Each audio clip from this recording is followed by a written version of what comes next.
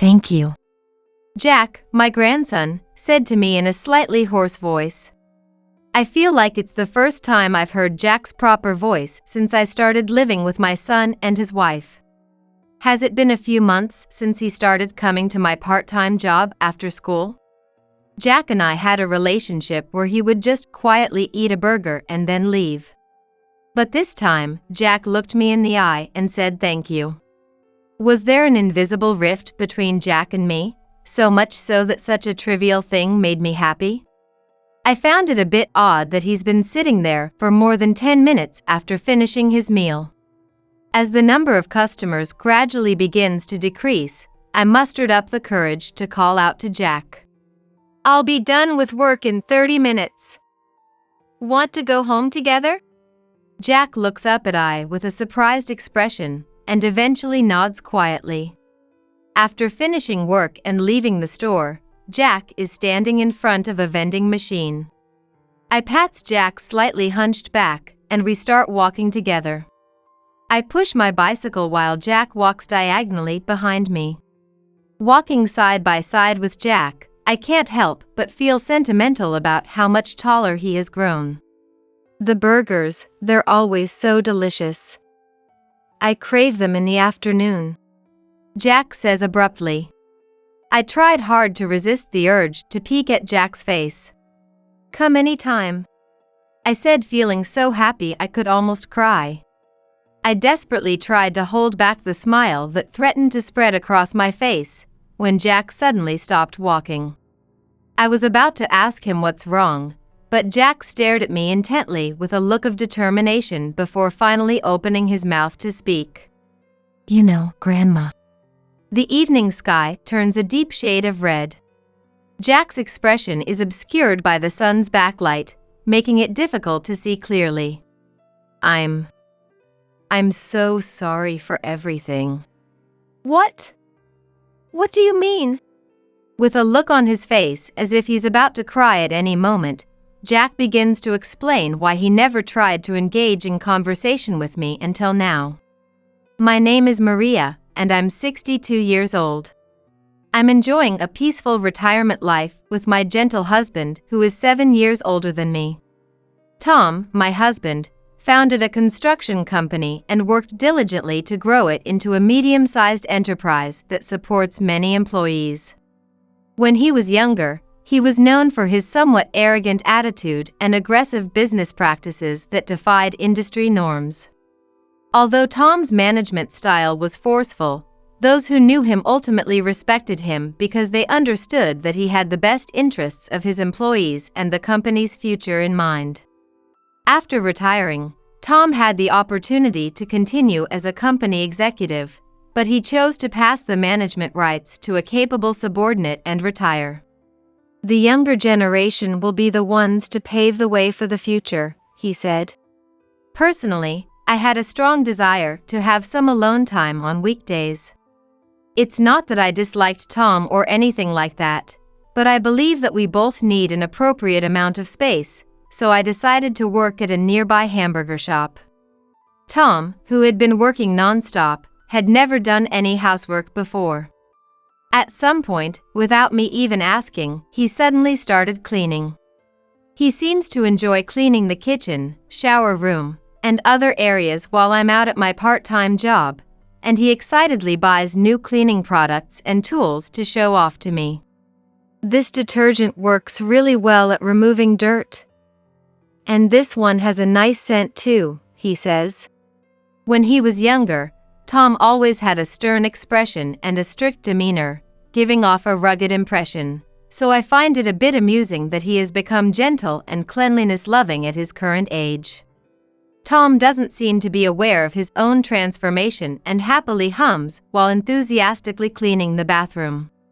I was having a great time cooking and serving customers at the hamburger shop, and I felt content and happy with each passing day. Then one day, I had a day off from my part-time job, and in the afternoon, Tom was organizing the storage shed on our property. A wagon car honked its horn lightly as it entered our driveway. I was watering a potted plant by the front door, and the sound of the car startled me, causing me to yelp. Ouch! A cactus in the pot had pricked the back of my hand, and as I was rubbing it in pain, a man who had gotten out of the wagon car approached me with a laugh. "What are you doing?" "It's been a while, Mom." "Carl, you came home so suddenly. Without even letting us know." I opened my mouth to complain to my son Carl, who had unexpectedly returned home, but his wife Catherine and grandson Jack followed him out of the wagon car. "If you're all coming as a family, you should let us know in advance. We haven't prepared anything. It's a surprise. And we'll be staying with you for a while." I was at a loss for words, but Catherine approached me with a smile. "Maria, we'll be in your care for a while. Here, I brought some cookies." I thanked Catherine as she handed me a crumpled paper bag. After exchanging greetings and asking how she'd been, I noticed Jack staring at the ground with a bored expression a short distance away. "Anyway, come on in," I said, and started preparing coffee. The three of them were now relaxing and chatting about how exhausted they were. By the time I finished preparing the coffee, Tom had returned from organizing the storage shed and looked surprised. "Oh, Carl, Catherine. Jack, you've grown so much." Tom sat down next to Jack with a happy expression, patting his shoulder and commenting on how much he'd grown. Jack seemed a bit embarrassed and kept his head down, nodding or shaking his head slightly. If I remember correctly, Jack is 14 years old. It's normal for boys his age not to talk much, right? It had been several years since Carl and his family had returned home. They had probably been refraining from visiting the elderly due to the impact of a trending illness. Eventually, they stopped coming altogether, and even after things settled down in the world, I had somehow stopped questioning why they didn't come to see us. "So, what do you mean by staying with us for a while?" "Exactly what it means. We've already given up our apartment and we're moving in starting today." Carl spoke nonchalantly while eating the cookies they had brought as a gift. "Our house has plenty of spare rooms, so we could certainly accommodate them. We always have bedding ready for guests, so even if they come unexpectedly, it wouldn't be a problem," which is probably what Carl thought. After taking a break and having some coffee, Carl carried several pieces of luggage from the wagon car into the room. 3 large suitcases and 5 backpacks. Apparently, they had sold all their household items and only brought the bare minimum with them. "Carl, what about your job?" "It's not normal behavior to suddenly sell your home, sell all your belongings, and move back in with your parents." As I leaned forward to ask Carl a few questions, Tom, who had been smiling until now, quietly stepped in front of me. "What's wrong?"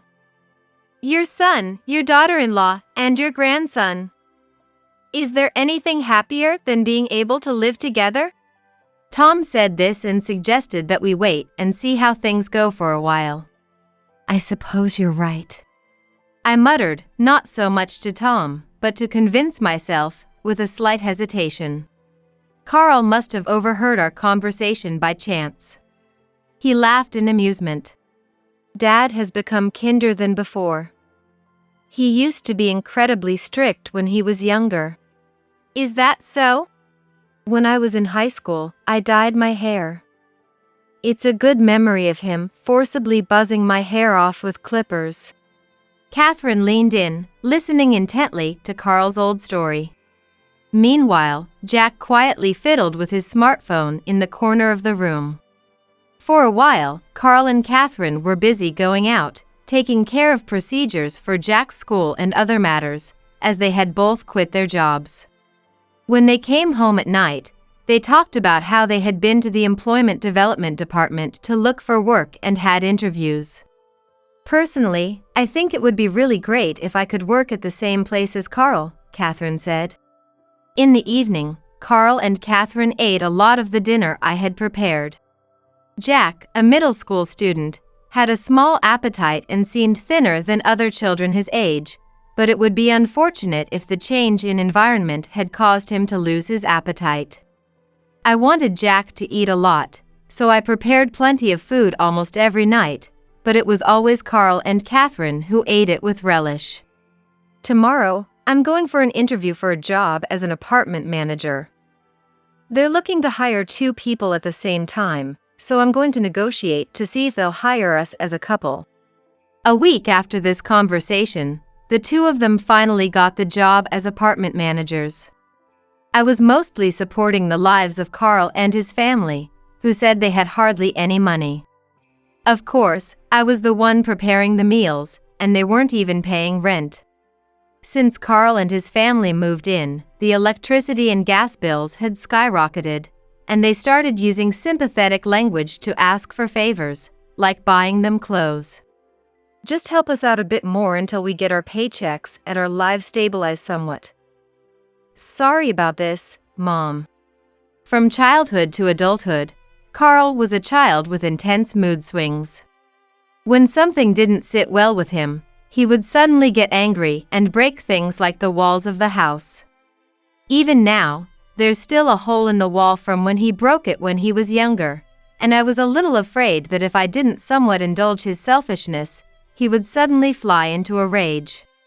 Back then, even Tom was young and directly confronted the slightly violent Carl. What about now? It seems like he's somewhat reserved around Carl and his wife, like he always has a non-committal smile on his face. However, there's something more worrisome than those financial matters. Even though it's been quite a while since they moved in, Jack hasn't opened his mouth once. During dinner and such, Tom tries to talk to him about various things, but he only gives vague responses or slightly nods his head, not really engaging in conversation. Not only that, he won't even make eye contact with us and seems to be avoiding us in some way. Gradually, Tom and I began to struggle with how to interact with Jack. As this kind of life continued for several months, our lives also started to feel the strain. To begin with, we were living solely on my part-time job salary and pension, so it would definitely be tough to support Carl and his wife as well. At this rate, we'll have to dip into our retirement savings. I found myself lost in thought during my break time at the hamburger shop where I work part-time. Welcome, oh! Without any prior notice, Jack showed up at the hamburger shop. He must be on his way home from school. He glances at me with an anxious expression. You came to see me, how nice! Are you hungry? I suggested that Jack, who wouldn't say anything, sit at the counter, and I treated him to a burger. I explained the situation to the manager in the kitchen, told him I would pay later, and observed Jack between my work. Don't worry about paying. I had told Jack at the beginning, so while I was serving burgers to other customers, Jack had disappeared at some point. I felt a little lonely, but the plate where Jack had been sitting was left behind, cleanly eaten, and I smiled. From that day on, Jack started coming to my part-time job almost every day to eat burgers. Since I don't work every day, I asked my colleagues if he came on the days when I wasn't there, but they said he didn't. Somehow, thinking that Jack was deliberately coming to the store when I was there made me happy. Even on rainy days, Jack showed up. He still didn't open his mouth or even say a word of thanks, but I started to feel a strange bond forming between Jack and I. One day, Carl and Catherine said they were going on a business trip for 3 days, so I was asked to take care of Jack. Without any particular explanation, suddenly on the morning of their departure, Carl and Catherine said, "Well, we're going on a business trip, so take care of him for about 3 days." And drove off in their wagon car. What kind of business trip would apartment managers go on? I was a little curious, but since Carl and Catherine never told me any specifics about their work, I decided not to think too deeply about it. On a clear day, when I see Tom even hanging out the bedding of our son and his wife, I wish they would be more considerate of their parents. When I was around Carl's age, I was so focused on work that I couldn't see anything around me either," Tom said with a gentle smile as he continued hanging the laundry. "Is that so?" I thought to myself as I weeded the potted plants.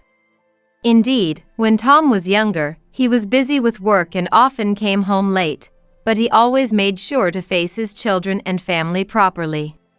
Carl and Catherine seem to have little interest in their son, Jack. That's how it feels to me, and I keep feeling a sense of helplessness that I can't do anything about it.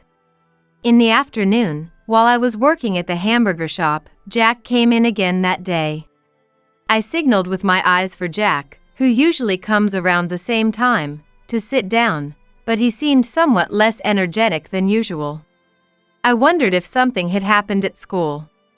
I handed the burger to Jack without saying a word, being considerate, and Jack, without looking up, said to me in a slightly hoarse voice, "Thank you." It felt like the first time I had properly heard his voice since he started living with his parents. I was so happy from the bottom of my heart that I inadvertently asked, "Is school fun?" But he gave me a vague answer. "I guess." It was just 2 words, but I was glad that Jack had spoken to me. My interactions with other customers must have had a hint of cheerfulness to them. The manager laughed and said to me, "You're in high spirits today." After finishing his burger, Jack quietly sits and stares at the table. I wondered what was wrong. I thought maybe he was just resting a bit after feeling full, but I found it a little strange that he was still sitting there for more than 10 minutes after finishing his meal. As the number of customers gradually began to decrease, I mustered up the courage to call out to Jack, "I'll be done with work in 30 minutes. Want to go home together?" Jack looked up at me with a surprised expression and eventually nodded quietly. I asked the manager in the back room, "Excuse me, can I leave early today?" After finishing work and leaving the store, Jack was standing in front of a vending machine. I patted Jack slightly hunched back, and the 2 of us started walking together. I pushed my bicycle while Jack walked diagonally behind me. Walking side by side with Jack, I couldn't help but feel sentimental about how much taller he had grown. "The burgers, they're always so delicious. I crave them in the afternoon," Jack said abruptly. I had to try hard to resist the urge to peek at Jack's face. "Come anytime," I said, feeling so happy I could almost cry. As I desperately tried to hold back the smile that threatened to spread across my face, Jack stopped walking. I was about to ask him what was wrong, but Jack stared at me intently with a look of determination before finally opening his mouth to speak. "You know, Grandma." The evening sky turned a deep shade of red. Jack's expression was obscured by the sun's backlight, making it difficult to see clearly. I'm so sorry for everything." "What? What do you mean?" Jack suddenly apologized, so I hurriedly put my bicycle on the side of the road and lifted Jack's face. His lips were trembling slightly, looking as if he was about to cry at any moment. "Dad has been telling me not to talk to Grandpa and Grandma." "Carl did?" "Dad and Mom, they're not normal." According to Jack, before they moved into our house, Carl had told him not to talk to us. If Jack, who was still a child, opened his mouth, he might say something unnecessary. So he was strongly ordered not to talk to us at all. I was about to ask why, but I swallowed my words. Given Carl's rough personality, I could imagine what would happen if he got angry. Jack probably had no choice but to obey. I couldn't help but frown. In a deeply pained voice, Jack told me that Carl had been stealing Tom's collectibles from the storage shed on our property and selling them off. Many of the items in the storage shed have been passed down from Tom's parents' generation and have a long history. There are many antiques, but there are also some items of considerable value, which Tom is proud of. Even so, Tom is the one who manages the storage shed, and it's even locked. Moreover, Tom regularly organizes and cleans the inside of the storage shed a few times a month, so there's no way he wouldn't have noticed if something had been stolen. But Dad was so happy the other day when he took some things from the storage shed to the pawn shop and got an incredible price for them, and they're using that money to travel. What? It's not a business trip? Every day, they gamble on slots and horse races. There are many days when they get angry if they lose, and when we were at home, debt collectors would knock on the door. I started to feel slightly dizzy. Of course, even I thought something was off. I started to understand what the small discrepancies I had felt all along were about. Ultimately, Jack says they are plotting to drive Tom and me out of the house and sell off all the valuable items. Jack, who had told me this much, had a dark, gloomy expression on his face. The evening sky eventually turned dark, and our shadows faded away. "Shall we go home?" I asked. Jack nodded slightly and followed behind me as I pushed my bicycle. I gripped the handlebars tightly while facing forward. I couldn't see Jack's expression as he walked behind me now, but I could faintly hear him sniffling. He must be crying. The thought of it made it impossible for me to turn around. He's still in middle school and had no choice but to obey his parents, yet he mustered up the courage to tell me. I strongly felt that I couldn't let his feelings go to waste. After returning home, I explained the situation to Tom. Tom checked the inside of the storage shed and smiled with a slightly troubled expression, saying, "Indeed, perhaps there are a few less items." I decided to tell Tom bluntly, as he seemed to be acting as if it were someone else's problem. "Carl has been stealing from the storage shed." "Tom, you actually noticed, didn't you?" "No, well, maybe they're having a hard time making ends meet."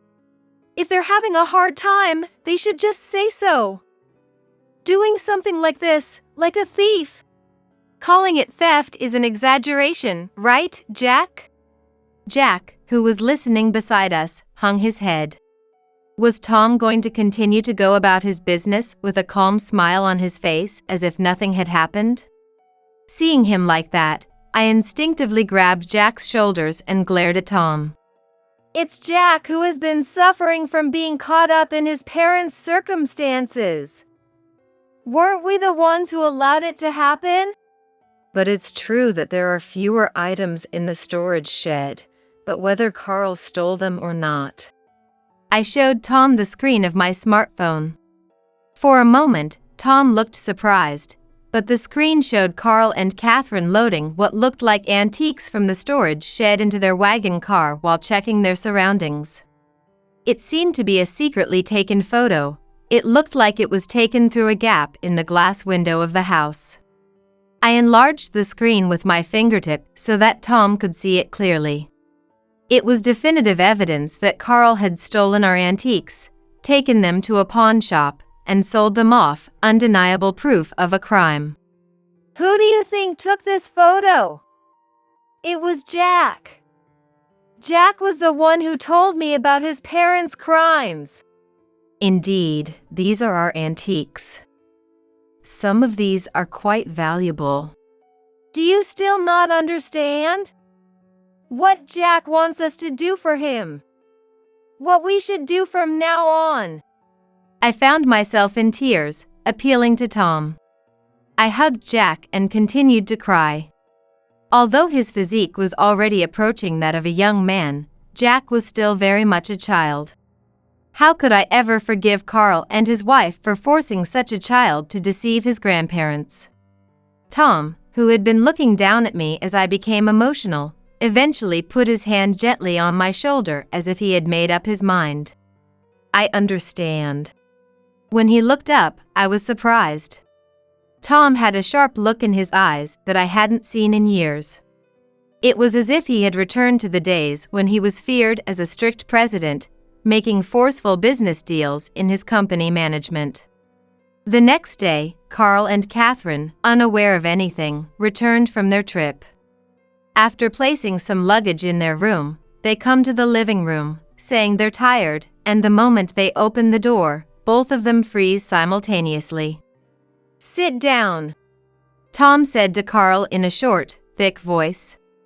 Carl, who had been making light conversation until just the other day, must have noticed Tom's demeanor. He obediently sits down. "I'm tired from the business trip. Is there any food?" "Carl, do you have any debts?" "What?" "Well, a little gambling and stuff."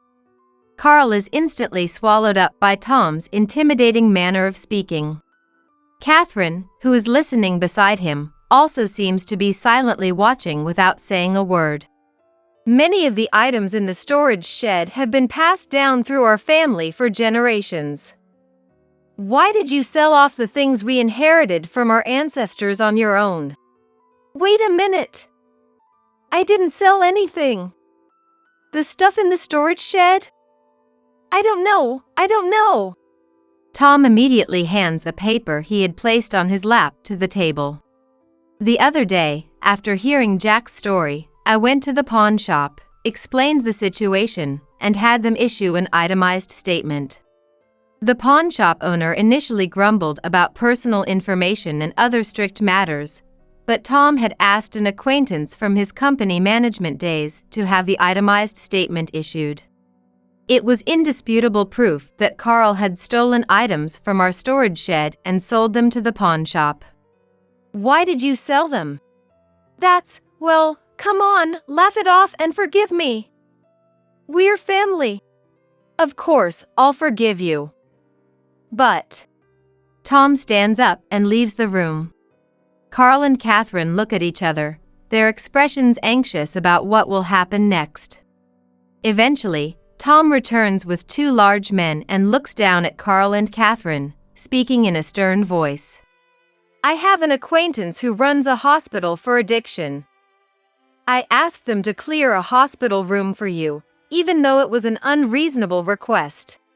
Carl's eyes widen, and Catherine's mouth hangs open, frozen in place.